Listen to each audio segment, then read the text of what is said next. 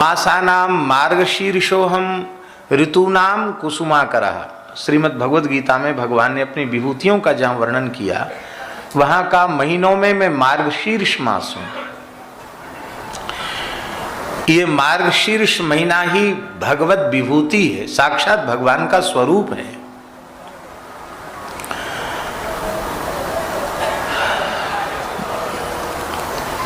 संस्कृत में एक नाम और है इस महीने का, वो नाम है आग्रहायण। हिंदी में जिसे अगहन कहते हैं, पर संस्कृत में है आग्रहायण। इसकी व्युत्पत्ति है अग्रे हायनम अस्याह, जिसके आगे वर्ष का आरंभ हो, जिससे वर्ष का आरंभ हो। धर्मराज युधिष्ठिर के काल तक वर्ष का आरंभ अगहन महीने से होता था। विक्रमादित्य जब सिंहासनासीन हुए तो उन्होंने वासंती नवरात्रि के प्रथम दिन को, प्रतिपदा को, चैत्र शुक्ल प्रतिपदा को, सृष्टि के का आरंभ ब्रह्मा जी ने चैत्र शुक्ल प्रतिपदा को किया, इसलिए वह तिथि अत्यंत पवित्र है। शारदीय वासंती नवरात्रि की प्रथम तिथि है, इसलिए वह अत्यंत पवित्र है।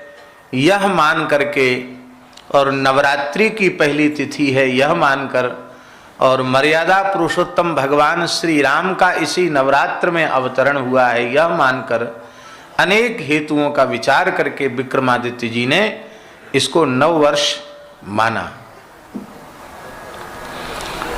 पर युधिष्ठिर के काल तक अग्रे हायनम अस्याह,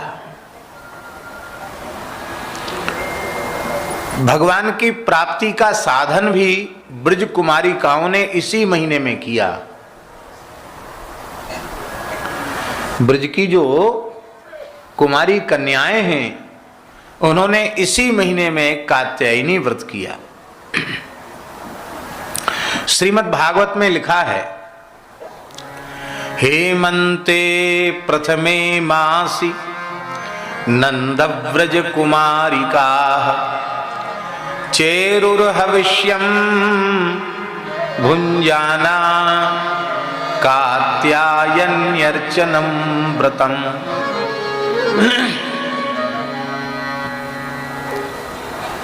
हेमंत ऋतु का पहला महीना,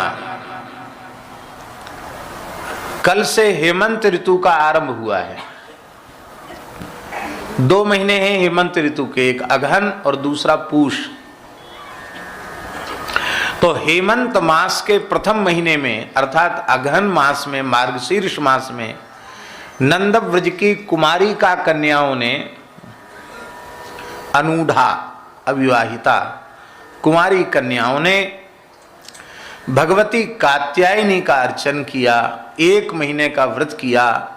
नित्य श्री यमुना स्नान करती, रज से कात्यायनी भगवती के श्री विग्रह का निर्माण करती और पूजन करती, मंत्र का जप करती। कात्यायनी महामाये महायोगिन्यधीश्वरी नंद गोप सुतम देवी पतिम्मे कुरुते नमः।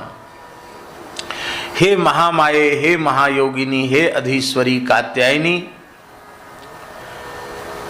नंद नंदन श्री कृष्ण हमें पति रूप से प्राप्त हों, ऐसी प्रार्थना भगवती कात्यायनी से करते हुए मंत्र का जप करती। इसी महीने की पूर्णिमा तिथि को भगवान ने की धरती पर एक बड़े उच्च कोटि के भगवत प्राप्त महापुरुष हुए, संत श्री गुलाबराव महाराज। उन्होंने अपने संपूर्ण जीवन में इस व्रत को किया। किसी भी पवित्र नदी के तट पर कभी चंद्रभागा, कभी गंगा, कभी यमुना, कभी सरयू, और 1 महीना तट पर निवास करना, मौन रहना, भूमि शयन करना और नंद गोप सुतम देवी पतिम्मे कुरुते नमः इस मंत्र का जप करना। स्वयं ही नहीं, अनेकों साधकों के साथ वे इस व्रत को किया करते थे। उनके शताब्दी वर्ष को फोगला आश्रम में मनाया गया था। वहाँ भी बड़ी दिव्य दिव्य घटनाएं घटी। वहीं उनका स्वरूप भी संभवतः विराजमान है। संत श्री गुलाबराव महाराज, श्रद्धेय स्वामी श्री गोविंद देव गिरि जी महाराज के समायोजकत्व में वह उत्सव हुआ था। दास की भी उपस्थिति उस उत्सव में हुई थी।